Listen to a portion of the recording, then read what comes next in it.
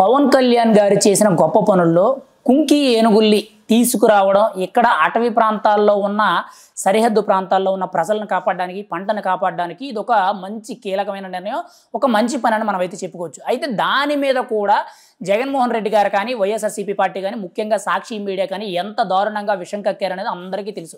ఎందుకంటే ఒక ఏనుగు గుడ్డిదని ఒక ఏనుగు కుంటిదని మిగిలిన 2 ఏనుగులతో ఈ కుంకి ఆపరేషన్ సాధ్యం కాదని చెప్పి వాటికి సంవత్సరానికి దగ్గరగా ₹1,00,00,000 వరకు ఖర్చు అవుతుంది. ఈ ₹1,00,00,000 ఖర్చు కూడా ఏడాది బారున ఖర్చు పెట్టాలి. అంతేకాకుండా రాబోయే 20 ఏళ్ల వరకు కూడా కొన్ని కోట్ల రూపాయలు ఖర్చు అవుతుంది. పవన్ కళ్యాణ్ తీసుకున్న నిర్ణయం వల్ల అటవీ అధికారులు తలపట్టుకుంటున్నారని చెప్పి ఇలా రకరకాలుగా తప్పుడు ప్రచారాలు చేశారు. ఆఖరికి వన్యప్రాణుల మీద కూడా నీచమైన ప్రచారం చేసే పార్టీ ఏదైనా ఉంది అని అంటే అది కేవలం వైఎస్ఆర్సీపీ పార్టీ అని మనం అయితే చెప్పుకోవచ్చు.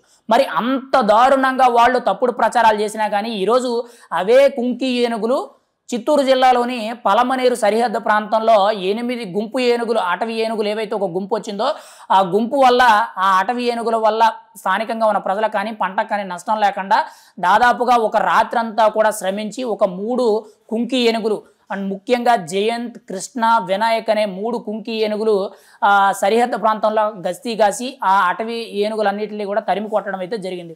ఇప్పుడు సోషల్ మీడియాలో పవన్ కళ్యాణ్ గారు తీసుకున్న ఈ కుంకి ఏనుగులకు సంబంధించి వీడియో అయితే విపరీతంగా వైరల్ అవుతుంది. పవన్ కళ్యాణ్ గారు ఏ పని చేసినా కానీ ఆచితూచి ఆలోచించి చాలా జాగ్రత్తగా చేస్తారు. దానివల్ల ప్రయోజనం ఉంటుందని చెప్పి చాలామంది కూడా పొగడతలతో ముంచెత్తడం జరుగుతుంది. సోషల్ మీడియాలో కుంకి ఏనుగులకు సంబంధించి విపరీతంగా వైరల్ అవడం అయితే జరుగుతుంది.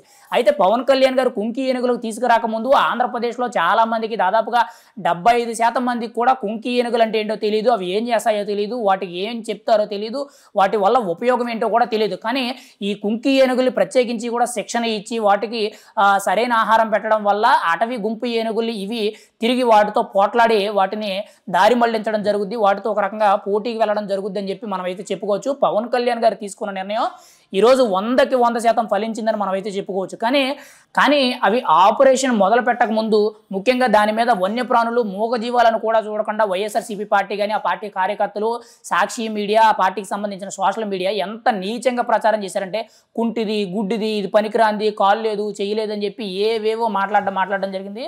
ఈరోజు అవే కుంకి ఏనుగులు పవన్ కళ్యాణ్ గారు తీసుకున్న నిర్ణయం ఎంత మంచిదో రాష్ట్ర ప్రజలకు ఎంత మంచి చేకూరుతుందని చెప్పి కుంకి ఏనుగులు పలమనేరు సరిహద్దు ప్రాంతాల్లో జరిగిన ఈ అటవీ ఏనుగుల దాడికి తిరిగి దాడి చేసి వాటిని దారి మళ్లించడం అయితే జరిగింది. ఒక రకంగా ఇది చాలా గొప్ప విషయం. కానీ ఏంటంటే ఎంత నీచమైన ప్రచారం ఏదైతే చేశారో ఈరోజు సిగ్గుతో తలంచుకునే పరిస్థితి వచ్చింది.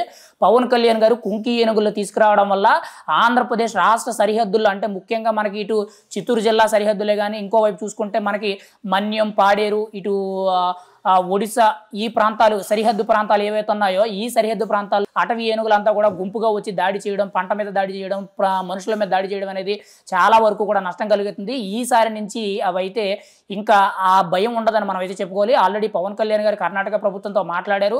6 కుంకి ఏనుగుల్ని తీసుకొస్తామని చెప్పి ఒప్పందం చేసుకున్నారు. ఆ ఒప్పందంలో 4 కుంకి ఏనుగులు మొదటి విడతగా మనకి అప్పచెప్పడం జరిగింది. ఇంకొక 2 కుంకి ఏనుగుల్ని ఇంకొక 6 నెలల్లోనో సంవత్సరంలోనో మనకైతే అప్పచెప్పడం అయితే జరుగుద్ది. ఏదేమైనా సరే పవన్ కళ్యాణ్ గారు అటవీ శాఖ మంత్రిగా చాలా మంచి నిర్ణయం తీసుకున్నారని మనం అయితే చెప్పుకోవచ్చు.